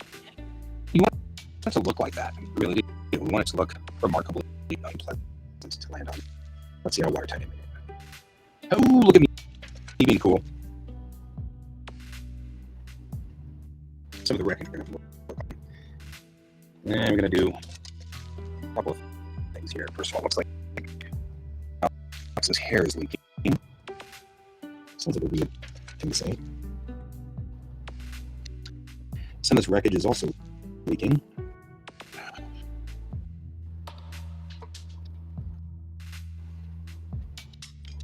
You gotta remember, things that go off the screen need to be sealed. So we have to kind of take that into consideration here.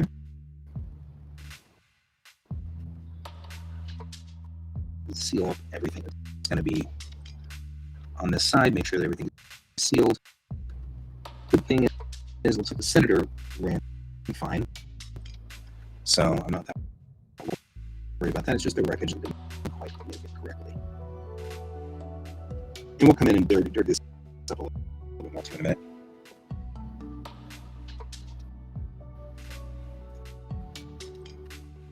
Nope.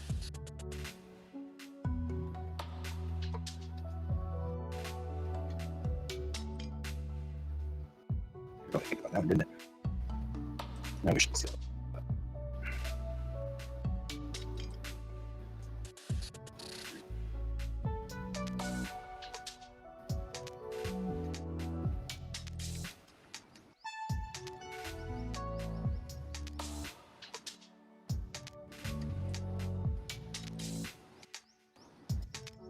Okay.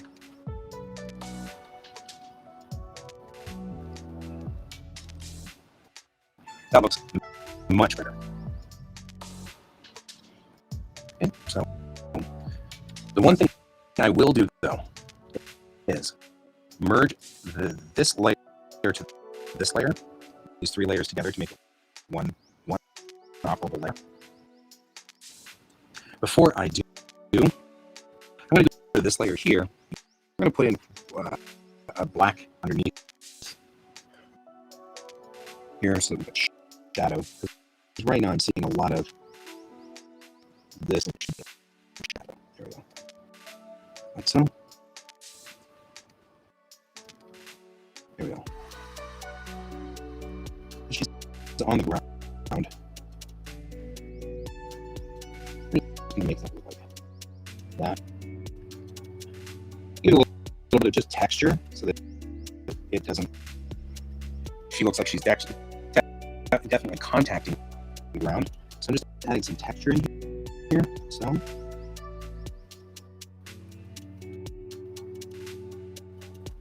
And we'll do the same underneath here.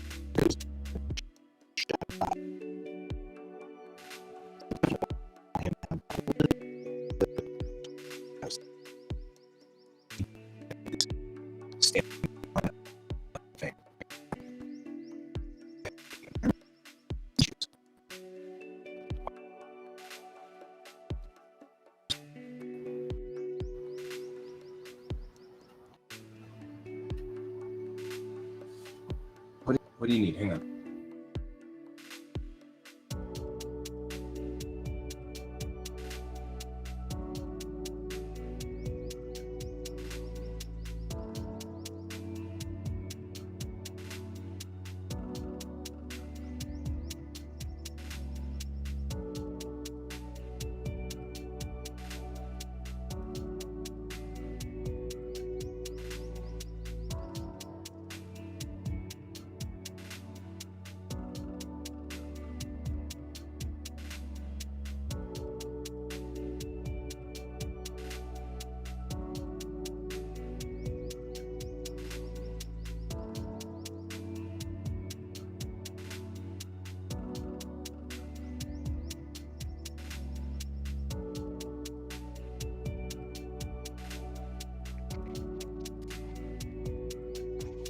So we're doing this. The only thing that I want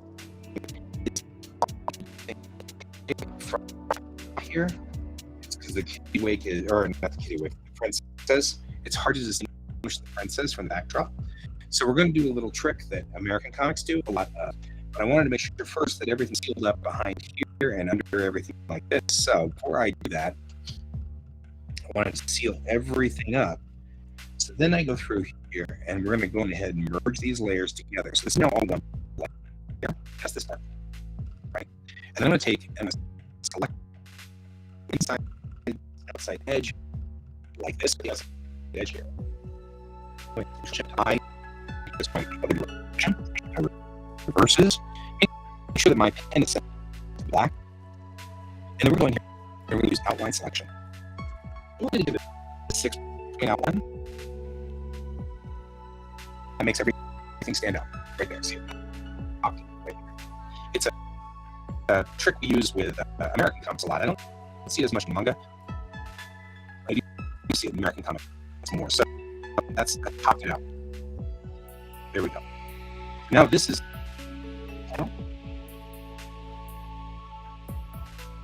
this guy should be a relatively easy panel to make. So we're going to make him. I have about minutes left. I think I can easily do that. So we'll go in here because it's a small thing. And just trace him real quick.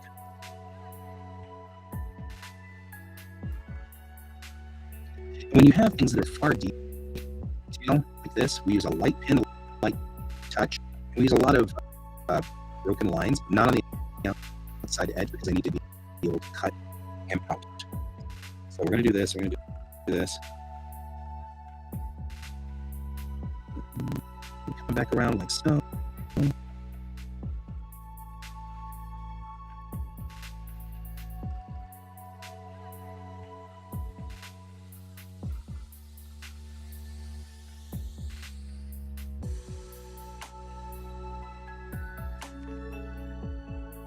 And I usually do the entire outside edge first,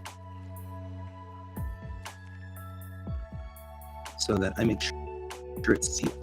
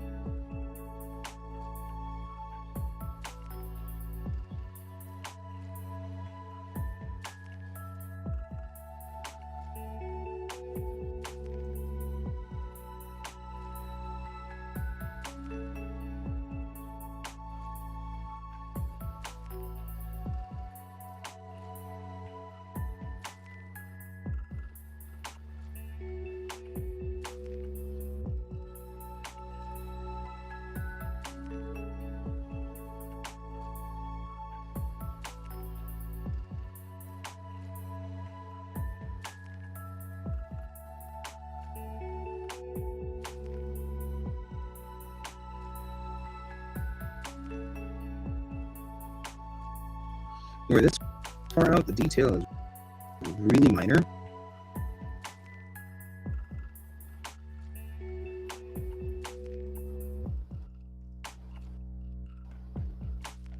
So it's really not easy to do any kind of like personalization, which is good because tomorrow we're going to have to actually bring him up as a character, but I don't have to worry about him today because he's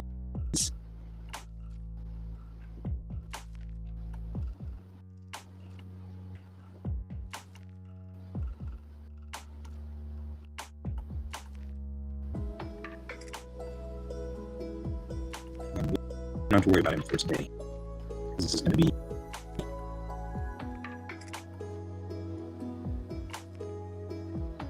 just far enough away that it won't matter. So I'm going to put in light details on this. Like so.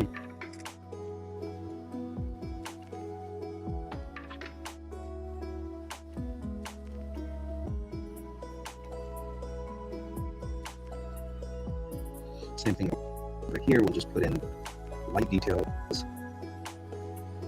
He's got a blanket, or she's got a blanket over her. Don't worry about it too much. I'm going to put her hand outside a little bit.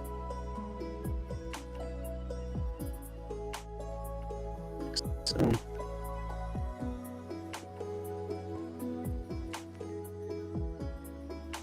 Again, we don't need to put a lot of detail on it. It needs to be clear it's a human being, and that's about it.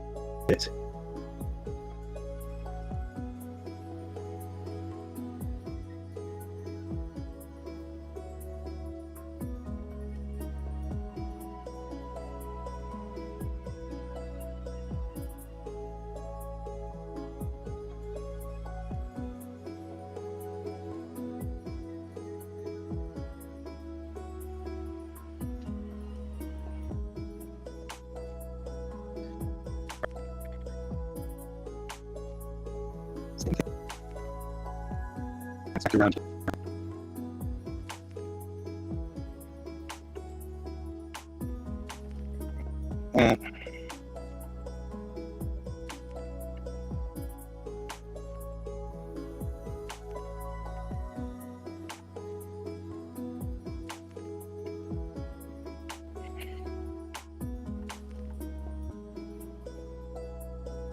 There we go. I might add more wreckage later as time demands, but for right now, I kind of want to just get to the point. This is ready to move to the next phase. So we check to make sure everything's locked in and it looks like it is. Delete that.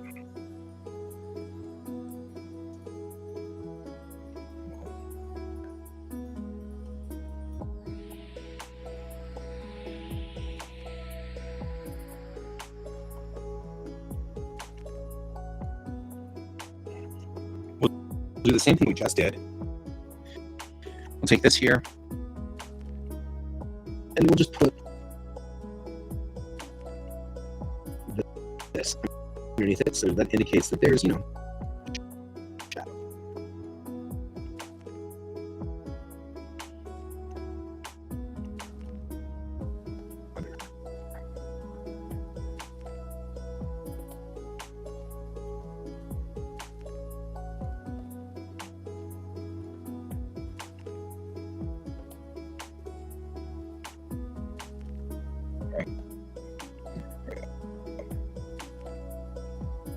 Then underneath all of these, we're going to add one more layer,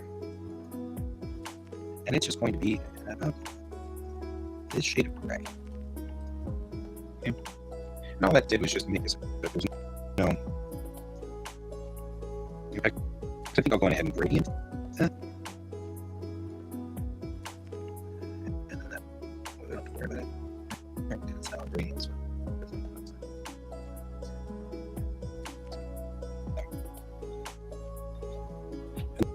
Mess with it. It's already done.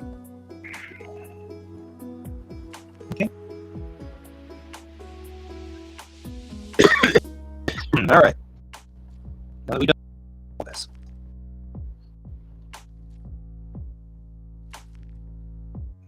now that it's done. It's done. Let's go ahead and do some quick coloring because we have a minute or two. His hair is black. And those. The center of the side of his hair is going to be just a little bit. We're going to have to come in and clean this up a little later because I can tell already we got that kind of problem going for him. We're going to head down here and do the same thing. His hair is black in this panel too.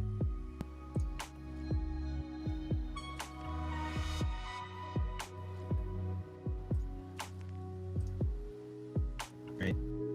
He's an older senator, but he's Asian. So we're going to do this.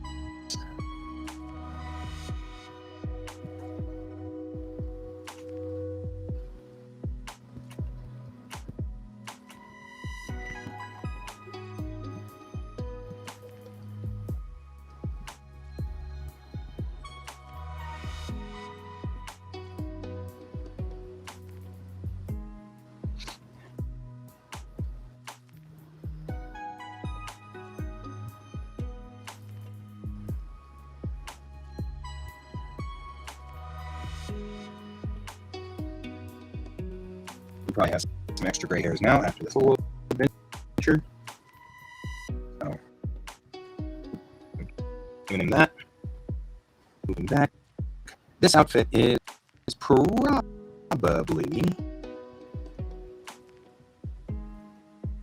like gray here, and in the front. So like all these panels are gray. A little bit. Like so. And then we'll go up here, the top panel. And we're going to call it the same thing on the front. We're going to on the right panel.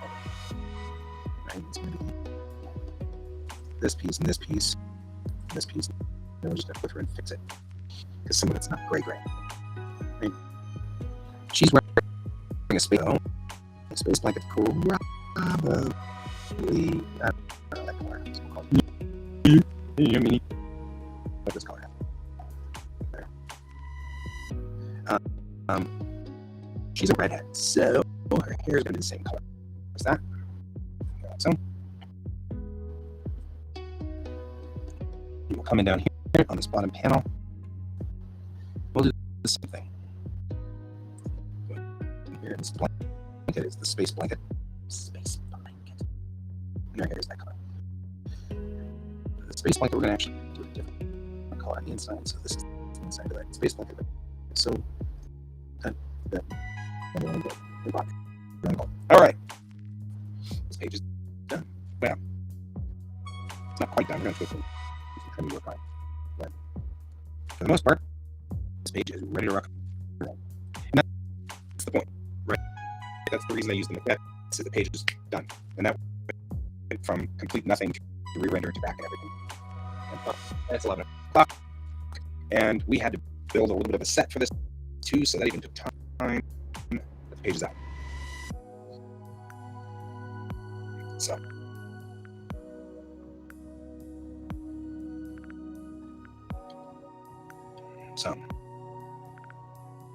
all right. You know what? We got a minute or two that I want to real quickly just address some points of failure, Rick, on the MPV. And switch here because, like, we got a couple of things. Like, I like to go back in and kind of box in pieces like this so that it doesn't kind of add to the just a little bit of touch up. Very so often I like to do that. Come in here because these legs are very much distinct. They should be separated from the vehicle. So,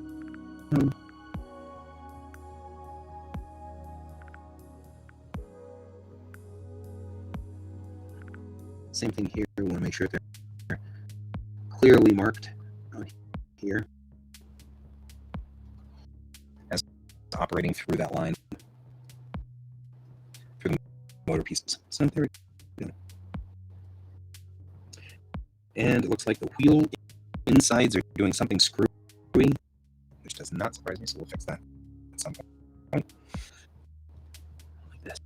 That really should be like that.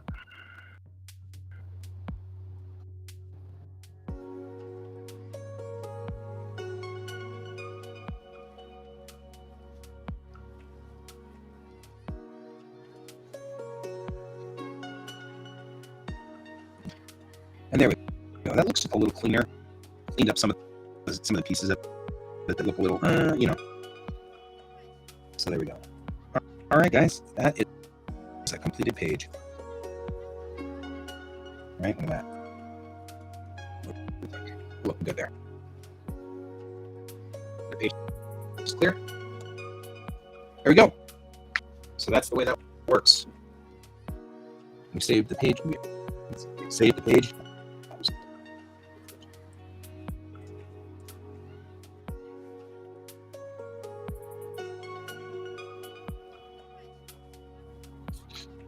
I probably want to make that LZ look worse because I feel like it doesn't look crap enough.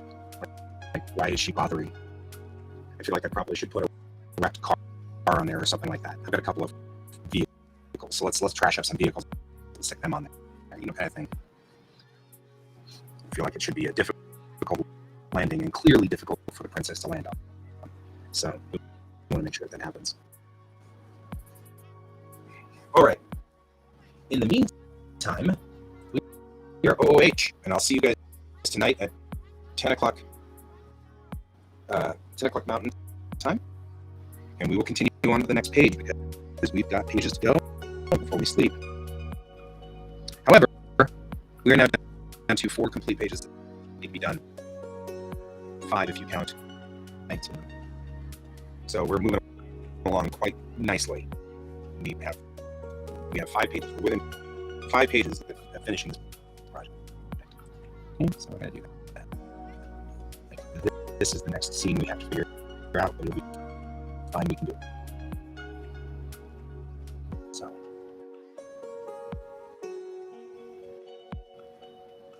all right, guys, we are out. Thank you for joining me, everybody. Thank you for joining us tonight or today. Yvonne, I don't know where you are. So, hope you're having a wonderful day or evening, in case maybe I'm talking to you, and I will talk to you guys later. Bye-bye.